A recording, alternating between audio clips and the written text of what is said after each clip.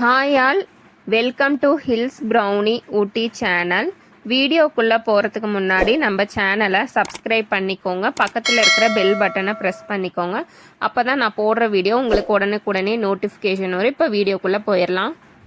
இன்றைக்கி பார்த்தீங்கன்னா ப்ரொக்கோலியில் ஒரு ஃப்ரை பண்ண போகிறோம். அதுக்கு பார்த்தீங்கன்னா ப்ரொக்கோலி வந்துட்டு ஒரு ப்ரொக்கோலி க்ளீன் பண்ணி சுடு தண்ணியில் போட்டு வேக வச்சு எடுத்துருக்கிறேன். ப்ரொக்கோலி வந்து ரொம்ப நேரம் வந்து வேக விட்டுறக்கூடாது. ப்ரொக்கோலி வந்து ஒரு 3/4 அளவுக்கு வேகணும்.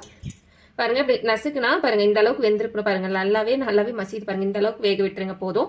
காலிஃப்ளவர் மாதிரி ப்ரொக்கோலி வந்து நம்ம வந்து ரொம்ப நேரம் வேக வைக்க கூடாது.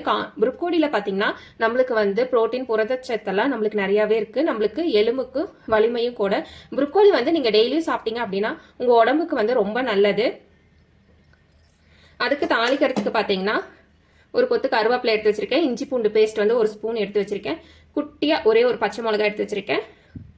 ஒரே ஒரு பெரிய வெங்காயத்தில் 1/2 வெங்காயம் கட் பண்ணி வச்சிருக்கேன். இப்போ வந்து நம்ம ப்ரொக்கோலி வந்து நம்ம தாளிச்சு விட்டுறலாம்.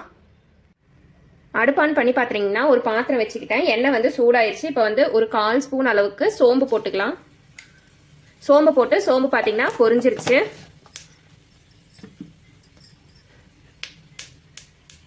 சோம்பு பொரிஞ்சதுக்கு அப்புறம் பார்த்தீங்கன்னா வெங்காயம் போட்டுக்கலாம். பச்சை மிளகா, கருவேப்பிலை எல்லாம் போட்டு நல்லா வணக்கிக்கோங்க. வெங்காயம் பார்த்தீங்கன்னா ரொம்ப நேரம் வணங்கணுன்ற அவசியம் கிடையாது. வெங்காயம் பார்த்தீங்கன்னா லைட்டாக அந்த மணம் மாறி ஒரு 2 நிமிஷத்துக்கு வணங்கினாவே போதும்.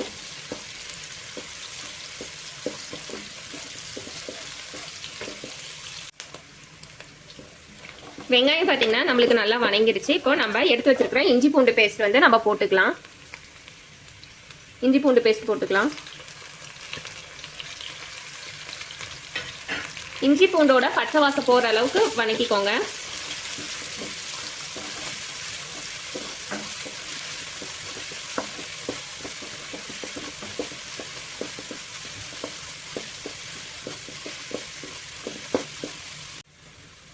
இஞ்சி பூண்டோட பச்சை வாசம் பார்த்தீங்கன்னா போயிருச்சு. இப்போ வந்து நம்ம வேக வச்சு எடுத்துருக்கிறோம் பார்த்தீங்களா ப்ரொக்கோலி, இதை வந்து நம்ம வந்து போட்டுக்கலாம். ப்ரொக்கோலி பார்த்தீங்கன்னா ஒரு வேக வைக்கிறப்போ நீங்கள் ஒரு 5 நிமிஷம் மட்டும் வேக வச்சுக்கோங்க. ரொம்ப நேரம் வந்து நீங்கள் வேக வைக்க வேண்டாம். ஒரு 5 நிமிஷம் நீங்கள் வேக வச்சிங்கனாவே போதும். நல்லா அந்த ப்ரொக்கோலி வந்து நல்லா மசிகிற அளவுக்கு வேகணுன்ற அவசியம் கிடையாது. ஒரு 3/4 அளவுக்கு வெந்தாவே போதும். ரொம்ப நீங்கள் வேக வச்சிட்டிங்க அப்படின்னா நம்மளுக்கு சாப்பிட்றப்ப வந்து அந்த ஃப்ளேவர் வந்து நம்மளுக்கு கொஞ்சம் கம்மியாக இருக்கும். அதனால வந்து ஒரு 3/4 அளவுக்கு மட்டும் வேக வச்சுக்கோங்க. இப்போ ப்ரொக்கோலி போட்டுக்கலாம்.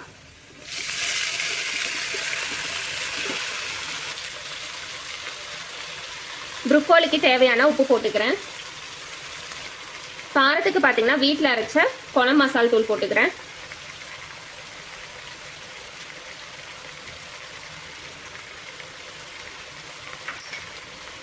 உங்ககிட்ட இந்த வீட்டில் அரைச்ச மசால் தூள் இல்லை அப்படின்னா நீங்கள் வந்து தனியாத்தூள், கரம் மசாலா, மிளகாத்தூள் நீங்கள் இது 3 போட்டுக்கிட்டிங்கனாலுமே கரெக்டாக இருக்கும்.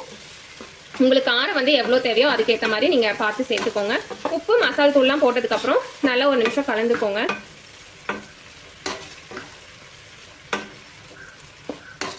இப்போ வந்து ப்ரொக்கோலி வந்து லைட்டாக கொஞ்சமாக வேகிறதுக்கு கொஞ்சமாக தண்ணி மட்டும் ஊற்றிக்கலாம்.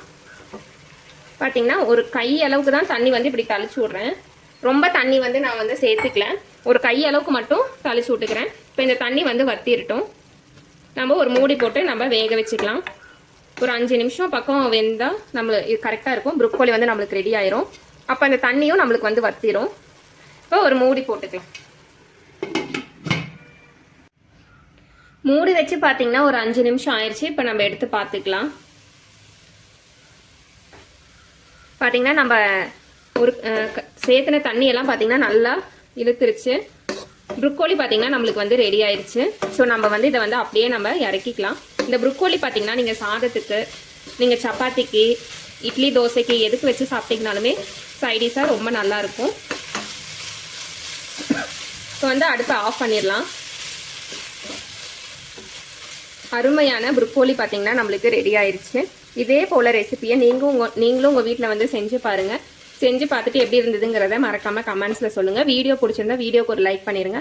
அப்படியே நம்ம சேனலையும் சப்ஸ்கிரைப் பண்ணிடுங்க. நன்றி, வணக்கம்.